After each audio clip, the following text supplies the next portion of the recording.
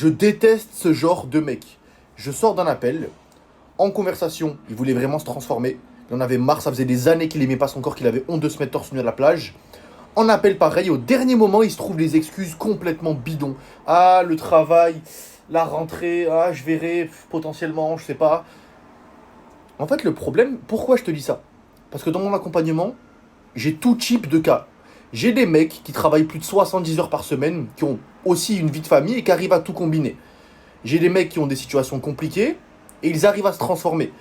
Donc pourquoi il y a des hommes qui se cachent et qui s'agrippent à la première excuse complètement pétée? Et après ils s'étonnent d'avoir le même physique. Et ils me font perdre du temps. Moi je déteste les mecs comme ça pour le coup, vraiment. Faut le dire directement, tu vois. T'es un loser, je suis un loser, j'accepte, je suis un loser, j'ai pas envie en fait. Tu le dis, tu le verbalises et c'est good, tu vois, c'est ok. Et en fait la différence entre, premièrement, le mec qui se trouve des excuses alors qu'il a envie de se transformer. Tu vois, il a envie, il veut changer son corps, il veut devenir fort et musclé.